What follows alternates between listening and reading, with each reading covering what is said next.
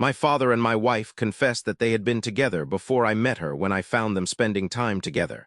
But now, they are proposing a crazy deal to keep the peace. I left work early because the system had crashed and they said it would be down for the rest of the day. That is a really good situation because you have an excuse to leave work early. A piece of news tainted by guilt because of what happened afterward. Then I stopped by to pick up takeout from our favorite Thai restaurant, thinking about surprising my wife with lunch. We had been married for 2 years and much longer as a couple, so in my head it was about taking advantage of the free time to spend more time with her. But the moment I entered the driveway, the plans began to fall apart. My dad's car was parked a few houses down, and I had only brought food for 2. I knew it was his because I had recently polished it and he kept it obsessively clean. At first I thought maybe he had stopped by to drop something off, but the engine was off. There were no signs of him. When I entered the house, everything was a bit quieter than usual. The television was on, but the volume was barely audible. My wife was not in the living room. There were 2 coffee cups on the table, both half full. I went upstairs and began to hear their voices in whispers, her voice and my dad's. My head was already thinking about the scenario, but I hoped it wasn't real. I opened the door and there they were. They weren't having sex, but it was something intimate. Sweet, yes, if you didn't know that was my wife and the other person was my father. With that information, it was hard not to vomit. They were sitting close on the bed, looking into each other's eyes, their hands intertwined, their foreheads touching as if they were in a slow and tender embrace. But they weren't surprised when I opened the door. They were very calm. Instead, my dad slowly stood up and said, "We need to sit down and talk." I followed him to the dining room as if I were sleepwalking. My bag and the lunch were still in my hands. My wife began. She said that what I had seen wasn't what it seemed, but that she owed me honesty. She admitted that she and my dad had known each other long before I met her. They had been friends, very close friends in her words. According to her, they shared a complicated past and had never had real closure. I asked if they were having an affair. My dad looked me in the eyes and said it was more than that. He said they had an emotional connection that never went away, and over time they realized they were still in love. I was here screaming that it was a joke and that I had fallen for it like a fool, even though I expected it. But then my wife added that they didn't want to hurt me, and that was the worst part, because they said it in such a way as if it seemed they cared about me. My dad said this didn't have to turn into a disaster, that we were all adults and we could come to a mature solution. I asked what kind of solution he was suggesting, and my wife said we should consider staying legally married but living separate lives under the same roof. There wouldn't be a messy divorce or a family dispute. We could keep the peace. She even presented it as a win for everyone. I would be free to date other people. She would eventually move out, and we could slowly figure out how to divide things privately, without shame, without scandals, without drama, just a quiet transition. I asked if they had gone crazy or if I was the crazy one and imagining all this. My wife had the nerve to take my hand and say that she still cared deeply about me, just not in that way anymore. She said she didn't want to lose me completely, that I meant too much to her. She even said she thought we could redefine what our relationship was because it didn't have to be black or white. Which, in case you haven't figured it out, meant she wanted to keep using me while she sleeps with other men. And if that didn't make it bad enough, that man was my father. I got up and walked out the door without even grabbing my keys. I walked so much that my feet hurt, but I couldn't stop because that made me think more. I ended up in a park near my office and sat on a bench. That night I didn't go home. I stayed at my friend Lucas's house and told him everything. At first he thought I was lying, because of course you tell him all this and he responds, "I think you're pulling my leg, your father." Then he realized I wasn't joking because I had a very long face and he asked me what I was going to do. I told him I was going to get a divorce, that I didn't know what this nonsense was, but that I wasn't going to be part of any of it. But one thing is being determined, and another very different is being okay. I didn't sleep that night or the next. Maybe I had been a fool or maybe I just trusted the wrong people, but I wasn't going to keep doing it. On the 3rd night, I decided I had to start moving the pieces. I called a lawyer because whatever they thought they had, whatever they wanted to preserve, they were going to learn what real consequences are. They wanted family peace. I was going to give them a very ugly divorce and let the family find out everything. I didn't answer their calls or messages for a week. I stayed with Lucas all that time. Most days I just sat on his back porch, looking at the poorly maintained garden, philosophizing about my own life and everything that had happened.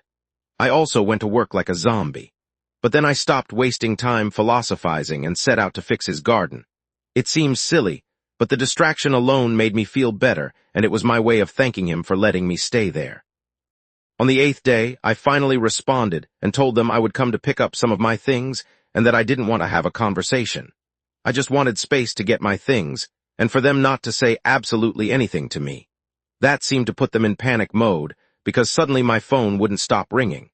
My wife sent me a long message about how hurt she was that I hadn't given her the chance to explain herself.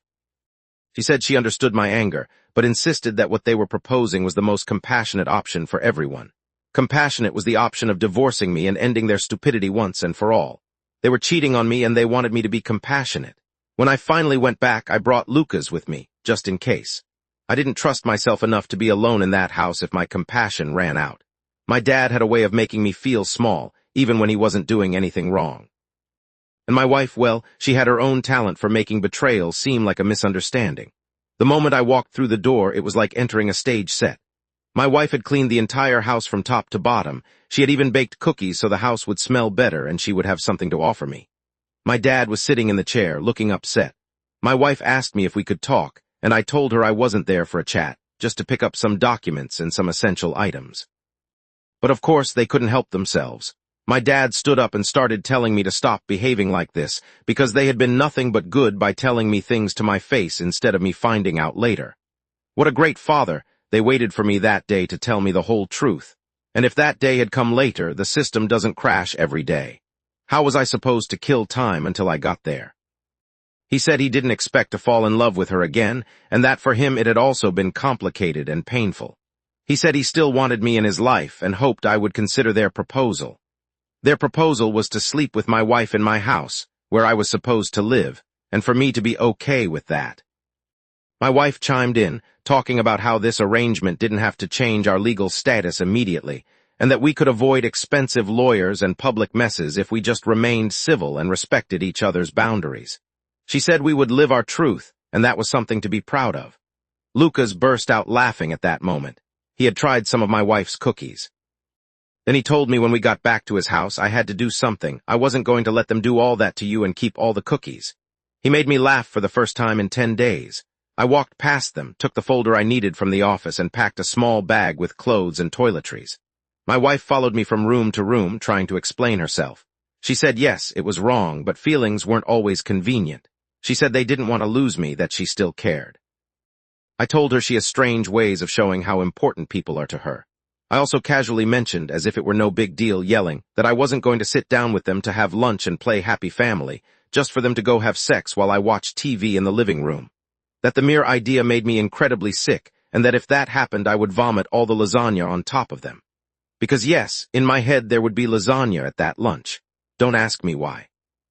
She told me I was disgusting and an animal, but the animals were them, having sex with the partner's father and things like that. Although I think animals must have more common sense than they do. Then I left as fast as I could, and Lucas took the rest of the cookies and put them in his pocket. Later, he left them at a homeless shelter on the way to his house. That night, Lucas and I went to a bar. I needed something stronger than coffee and more crowded than his living room. We talked about the divorce and how it was time to speed things up. He asked me if I was going to tell the whole family, and the answer was yes, except I had been on autopilot the last few days and hadn't given it much thought. I especially had to tell my mother. When we got back to his house, I had 2 new messages waiting for me, one from my wife and one from my dad. They were more nonsense that I didn't even bother to respond to. Now I have to think about other things which will distract me from all this. I have to talk to my mother about my father. Even though they're divorced, I don't know how much it might interest her to know about this. I don't know how long this romance has been going on. Update 1. After that night of the post, I didn't block them. I wanted to have a complete record in case I needed it later. My lawyer said it would be good to have messages from them admitting what was happening. Worst part was pretending in front of others. I still hadn't told my mom. She and my dad divorced over a decade ago. She was finally happy with her life. The last thing I wanted was to drag her back into his mess. But the longer I stayed quiet, the more it ate away at me inside. Everything came to a head at a family dinner 2 weeks later. It was one of those informal Sunday gatherings my aunt organized potluck style. Half the family catching up while the kids ran around and screamed. I had almost skipped it. But then I thought, why should I stay away? I hadn't done anything wrong. I arrived with a store-bought pie because I had no energy to cook. Everything seemed normal until I saw them. My father was already there, and sitting next to him, she was there too. I almost turned around and left. But I said, to hell with it, they're not going to have it easy. If this was the game they were playing, it was time to lay everything out on the table. I went straight to the table, pulled out a chair across from them, and said I was surprised to see both of them there. My dad smiled as if we were catching up over coffee. He said he thought it was time to be honest with the family and that transparency would help everyone move forward.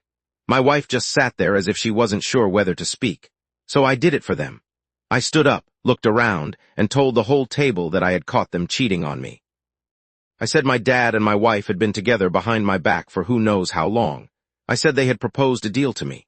A deal where I would stay legally married and let them continue their relationship while I pretended not to know anything to keep the family peace. Thankfully, my mom wasn't there that night. I'd rather have that conversation with her myself instead of her finding out this way. My dad tried to cut in and say that I was misrepresenting things. He said he and my wife had reconnected emotionally and that they hadn't wanted to hurt me, but that adults should be able to handle mature relationships. I interrupted him and asked, what kind of mature relationship involves hiding and sleeping with your son's wife? One of my uncles asked my wife if that was true. She just nodded and mumbled something about how things got complicated. Complicated is forgetting to pay the electric bill, not jumping on the mini Swedish and saying, we reconnected emotionally. And those were my words in front of everyone. I left after that because I knew my father had something to say. I didn't wait to see who stayed at the table with them or who left. I figured people would make their own choices, and I wasn't going to beg them to take a side. The consequences came in waves. Some relatives called and messaged me that same night saying they couldn't believe it. The family balance is pretty good, and I don't think anyone is supporting my father's nonsense for now. My dad sent me another long message the next morning, saying that what I did was wrong by referring to my wife in the terms I used, that she was my wife and I owed her respect. I thought about recording my laughter because it was the second time in a long time that I had laughed, and sending it to him, but I didn't. My wife, for her part, sent me a shorter message. She said she was sorry things had to be this way and hoped that someday I would understand how hard it had been for her to choose between two people she loved. I gave my lawyer the go-ahead to set the wheels in motion. He warned me that it could get complicated since we hadn't been married very long and didn't have a prenuptial agreement. I told him I was ready for the battle, even though deep down I just wanted my name off the papers. I wanted to get my life back. I've already spoken with my mother, and although she was completely horrified, I think it was more for me than for her. Update 2. The flying monkeys from my father and my wife started arriving. My uncle, my father's brother, was defending my father. Not openly, but it's not the stance of someone who knows his brother was sleeping with his son's wife. He said his house wasn't the place for what I did, and that I had disrespected him by doing that. He ended by saying he didn't want to take sides, but that I had forced him to. How can you take my father's side? My uncle is also sleeping with my wife. I don't want to think about it, but you have to be very invested in this for it to seem okay. When the divorce papers were finally served, she tried to call me. She kept insisting. There were messages. She said she knew this was hard for me, but she hoped that someday I could forgive her. They at this point looked like a love story. A big, fucking, twisted, disgusting, and rotten love story. At least they no longer want to worry about me stopping the divorce. Now that everyone knows, I'm partly doing them a favor. But you know what's even worse? Staying married to that tarantula. My father left a voicemail saying he still wanted to find a way to move forward. He said that whatever happened, we were still family, and he refused to let this drive us apart permanently. I ignored the message without listening to the end. If my father thinks that after this we're going to go back to being father and son, that we're going to throw balls in the backyard or have barbecues together, he's very wrong. Update 3. I arrived at Lucas's house after work and found a letter taped to the door. It was from my father. He wrote that he didn't expect me to forgive him immediately, but he hoped we could talk like adults. He said that he and my ex were considering a future together and wanted to do it with my blessing. He wrote that they would never truly be happy if they knew I was still out there, suffering, that they needed family peace. I threw the letter in the trash after consulting my lawyer, but I couldn't stop thinking about it. A week passed before I got another message, and this time it was from a distant cousin. She said she had run into my dad and his new girlfriend at a downtown restaurant. She said they were laughing, holding hands, acting like a newlywed couple. My dad had introduced her saying they were just grateful to be together. I don't think my cousin knew it was my wife. She hadn't even been invited to my wedding because it was an intimate one. That's why she wrote to tell me about the extremely young girlfriend my father was dating. But now she knows. The problem is I still hadn't told some people because we had separated. The next morning, I drafted a message, just for the close relatives and friends who deserved to know what really happened. I simply told the truth and sent it. Now it's out there, so to speak. Whoever needs to find out will find out. Update 4. It's been a month since I sent the message explaining everything. I've gotten a month of silence from my father, as well as a month of quiet shifts in my circle of friends, family, and acquaintances reorganizing based on what they now knew. And honestly, I didn't miss any of those who sided with my father. There haven't been many, so no loss. What I did miss was my home. Not Lucas's house, for which I'm very grateful, but the house where I lived.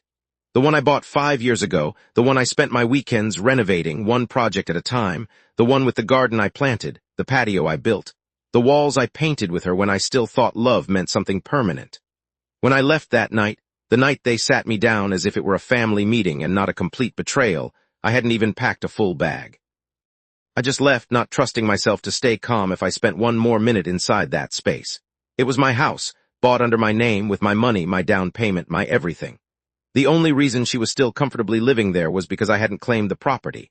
When we filed for divorce, I also asked my lawyer what I needed to do to secure the house. He asked me if I had any documents proving it was mine. I told him the house was purchased before the marriage. I had the mortgage, the title, and everything in my name. When we got married, she insisted on adding her name to the mailbox, not the property title, and I didn't think much of it. It seemed like a small thing at the time. He laughed and told me it would be very straightforward. Her lawyer sent inquiries, claiming emotional distress, saying she had grown attached to the house and felt entitled to half its value. My lawyer told her that feelings didn't matter here, legal documents did. There was no gray area, no shared ownership, nothing in her name, no payments made from her account. I was more generous than I wanted to be, offering her 30 days to pack and move out, but that's the legal requirement in my state. I told her through her lawyer that if anything was missing or damaged in the house, I would pursue legal action. She stopped worrying about the house. 2 weeks ago, the house was officially mine again after that period had passed. And I'm so happy to have it back, even if it's just to take it away from her and my father. It feels like a victory, even though I'm sleeping in a different room and will likely sell it.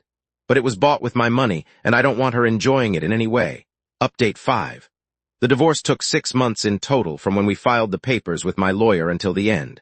But the last few months were the most peaceful part of this whole mess. And when I finally had those papers in my hands, sealed, stamped, official, I sat in my car in my driveway and just stared at the papers. 2 years of lies reduced to 12 pages. At least I was able to keep many things from my marriage, including my money. And no matter that she didn't work, it's not my responsibility to compensate her for that. I don't think any judge would order spousal support for a wife like her. Now the house is up for sale, and I'll move somewhere else as soon as I can sell it. I think living with the ghosts of my ex-wife and my father isn't the best for my sanity. I still haven't heard much from my father and my ex-wife, but I don't want to either, unless it's about them getting some karma. If someone says they went on vacation to Hawaii and a shark bit off what's down there, then spat it out in front of my ex-wife because it tasted horrible, that I'd want to hear. Well, maybe not all the details, of course, but if someone comes and says they found them holding hands, I couldn't care less. To be clear, shark-related things, crocodiles, birds that have mistaken something for a worm, or bears with sharp claws, yes. Romantic things, nothing. My mother has said she's been thinking about this, and says if my ex-wife had a romance with my father when they were married, it must have been over 10 years ago. Which I also thought but dismissed because my ex-wife would have been 15 at the time. I still don't know where my father knew her from before he knew me, but that's about to change. I have plans to find out.